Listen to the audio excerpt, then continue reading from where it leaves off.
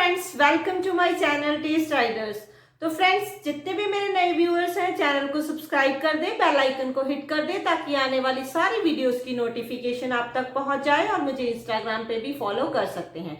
तो जो आज का हमारा एपिसोड है वो है टीनएजर स्पेशल। तो जैसे ही 13 साल की उम्र को पार करते हैं, जब पीछे टीन लगना स्टार्ट हो जाता है तो चेहरे के ऊपर साथ ही जो भरमार हो जाती है वो होती है पिंपल्स की, एक्ने की और ख्वाहिशों की। ख्वाहिशें बढ़ने लग जाती हैं। तो उस चक्कर में क्या होता है कि जो बच्चे हैं वो गलत ट्रैक पकड़ लेते हैं। गलत ट्रैक का मतलब है कि इस तरह के केमिकल्स यूज करने लग जाते हैं फेस के ऊपर, क्योंकि समझ तो होती नहीं है। तो उस ट्रैक को पकड़ लेते हैं जिसमें तब तो उन्हें बहुत अच्छा लगता है, महंगी महंगी क्रीमें, महंगे महंगे प्रोडक्ट्स यूज करके, और बाद में जो है वो पूरी जिंदगी के लिए उनको रोना पड़ता है, क्योंकि वो जो महंगे प्रोडक्ट्स हैं वो एक ऐसी छाप आपके चेहरे के ऊपर छोड़ के चले जाते हैं कि जिससे आप पूरी उम्र भी लगे रहोगे ना तो वो चीजें आपकी साफ नहीं होती है, वो प्रॉब्लम आपकी ठीक नहीं होती है। तो सबसे पहले हमने जानना होगा कि आपकी जो पिंपल्स की, एक्ने की प्रॉब्लम है, तो यहाँ पर हम टीनेज और एडल्ट्स दोनों में ही हम करेंगे, क्योंकि ये जो प्रॉब्लम है ये मोस्टली जो है वो बहुत ज्यादा पीक पॉइंट पे होती है। वो होती है 12 साल की उम्र से लेके 24 या 25 साल की उम्र तक पीक पॉइंट पे होती है।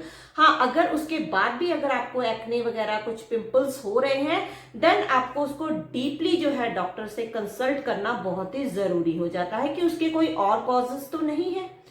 तो सबसे पहली जो चीज आती है कि जब आपकी उम्र जब 12 साल को क्रॉस करती है तो आपके अंदर जो है वो हार्मोन इम्बैलेंस होने शुरू हो जाते हैं, हार्मोनल चेंजेस आ जाते हैं। जो फीमेल्स हैं उनमें भी हार्मोनल चेंजेस आ जाते हैं। तो देखा गया है कि पीरियड्स के दौरान या पीरियड्स के से पहले या पीरियड्स के बाद जो है फेस के जो है वो एक्ने से, पिंपल से वो भर जाता है। बट वो क्या होता है कि कई बार जब वो पीरियड, वो समय निकल जाता है, देन वो चीज अपने आप ही नॉर्मल हो जाती है। तो ये तो हो गया हार्मोनल चेंजेस की वजह से ये प्रॉब्लम आती है। पॉल्यूशन की वजह से आती है कि आप कौन से एरिया में रह रहे हो जहाँ पे पॉल्यूशन बहुत ज्यादा है, क्या आप बहुत ज्यादा धूप में काम कर रहे हो, या आपका जो काम है वो स्ट्रेस लेवल उससे आपका बढ़ जाता है। तो स्ट्रेस लेवल बढ़ने की वजह से भी जो एक्ने पिंपल्स है वो हो जाते हैं। कई बार आपकी जो डाइट है वो प्रॉपर नहीं होती है, तो उसकी वजह से भी जो है एक्ने पिंपल्स हो जाते हैं। कहीं ना कहीं विटामिन B12 भी इसमें बहुत बड़ा एक रोल होता है एक्ने एंड पिंपल्स होने का। तो विटामिन B12 जो है उसको भी अपने को बैलेंस रखना बहुत ही जरूरी होता है कि हम विटामिन B12 की डेफिशिएंसी ना होने दें, ना ही उसको एक्सेस में लें कि उसके जो है परिणाम जो है हमें अच्छे ना मिले। तो सारी चीजें जो है वो बैलेंस में होनी बहुत जरूरी होती है, क्योंकि माना जाता है ना कि जो अति होती है वो बहुत बुरी होती है, हर चीज की अति बहुत बुरी होती है। तो नेक्स्ट जो कारण आ जाता है वो होता है कॉन्स्टिपेशन। कई लोगों को कॉन्स्टिपेशन रहता है या इनडाइजेशन की प्रॉब्लम रहती है, खाना डाइजेस्ट नहीं होता है, या आप बहुत ज्यादा फ्राइड फूड लेते हो, या आप चीज से बनी हुई जो आइटम्स हैं, या जिसको कह लिए पिज्जा वगैरह, आप बर्गर जो है वो बहुत ज्यादा खाते हो, तो मिठाइयाँ बहुत ज्यादा खाते हो, शुगर बहुत ज्यादा लेते हो, चाय बहुत ज्यादा लेते हो, तो उन वजह से भी जो है वो पिंपल्स आपको हो सकते हैं।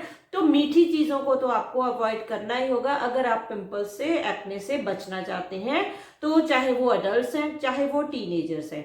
तो अब जो नेक्स्ट आ जाते हैं, अपने नुस्खे की तरफ आ जाते हैं कि कौन सी रेमेडी आप यूज करके अपने पिंपल्स को श्रिंक कर सकते हैं। जो फर्स्ट चीज आती है वो फर्स्ट चीज आती है हमारी जायफल। तो जायफल की जो आप यहाँ पे देख रहे हैं स्क्रीन के ऊपर, तो आपने क्या करना है, जायफल का पाउडर ले लेना है, या आप एक पत्थर के ऊपर जायफल को अच्छी से घिस लीजिए, थोड़ा से पानी के ड्रॉप्स डालकर जायफल को अच्छी से घिस लीजिए। उसकी जो पेस्ट तैयार होगी ना वो पाउडर से भी बेस्ट होती है अगर आप उसको घिसेंगे, रोज वाटर डालकर उसको घिस लीजिए। और जहां पर भी आपके जो पिंपल्स हैं, एक्ने हैं, यहाँ तक कि जो आंखों के नीचे काले घेरे होते हैं ना, बहुत ही डार्क सर्कल्स हो जाते हैं गहरे, तो वो भी जो है वो जायफल आपका ठीक कर देता है। तो आपने सिर्फ उसी एरिया के ऊपर लगाना है जहां पे आपके पिंपल्स है, पूरे फेस के ऊपर वो पेस्ट नहीं लगाना है। तो फर्स्ट जो रेमेडी हो गई वो ये हो गई। अब जो सेकंड रेमेडी है, सेकंड रेमेडी हमारी है सिनेमन।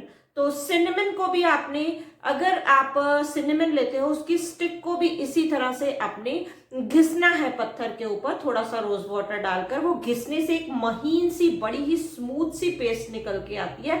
तो वो पेस्ट आपने अपने जहां पे भी आपके फोड़े, फिंसी, एक्ने जो जहां पर भी है उसको आपने अप्लाई कर देना है, ठीक है। अब जो थर्ड चीज आती है वो चीज ये है कि अगर आप इतना सब कुछ नहीं कर सकते हैं, देन आप जो है सिंपली जो है एक सिनेमन ऑयल, आप सिनेमन ऑयल मंगवा लीजिए। तो सिनेमन ऑयल की आपने 2 या 3 बूंदे, जिस तरह जितनी आपकी एक्ने आपके कितने हैं उस हिसाब से, तो 3 या 4 बूंदे आप ले लीजिए। हाफ टेबल स्पून आपने एलोवेरा जेल लेना है, हाफ टेबल स्पून, अगर आप 4 ड्रॉप्स डालते हो सिनेमन ऑयल के, ठीक है।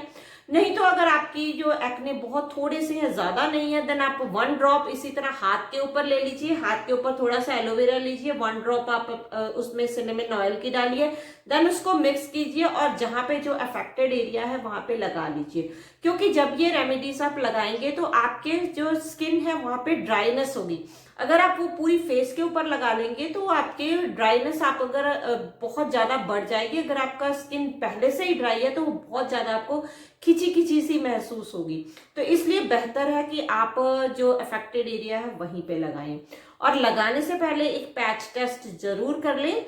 क्योंकि अगर आपको इन चीजों से एलर्जी है, तो अगर आपने पहले कभी नहीं यूज किए हैं, आपने कभी जायफल नहीं लिया, आपने कभी सिनेमन नहीं लिया है, देन पैच टेस्ट करना बहुत ही जरूरी हो जाता है।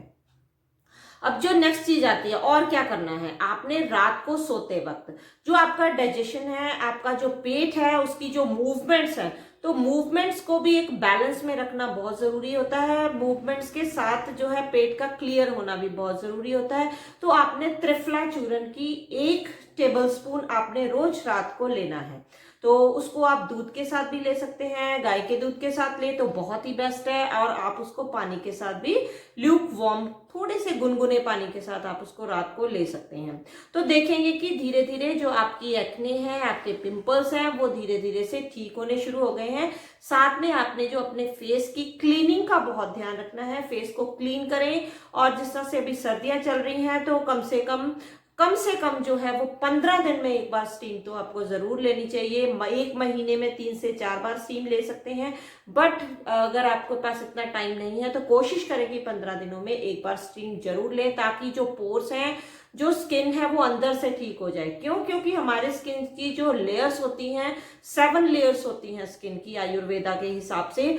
तो जो स्किन है, आप जो स्टीम लेते हो तो वो एकदम अंदर से जो है स्किन साफ होती है। नहीं तो हम बाहरी प्रोडक्ट्स अगर हम कुछ क्लींजर वगैरह से यूज करके अगर हम साफ करते हैं तो वो फर्स्ट या सेकंड लेयर ही आपकी क्लीन होती है। तो स्टीम लेने से आपको ये फायदा होगा कि आपकी जो स्किन है वो पूरे अंदर से जो पोर्स है डीपली क्लीन होंगे। जिस तरह से हम एक वैक्यूम लगाते हैं तो वैक्यूम जो है अंदर से पूरा जो है कूड़ा करकट खींच के ले आता है, वही काम जो है एक स्टीम करती है एक वैक्यूम की तरह। तो वो आपने करना है। तो फ्रेंड्स, आज के लिए इतना ही, मिलते हैं अपनी नेक्स्ट वीडियो में। Till then bye, stay happy and healthy.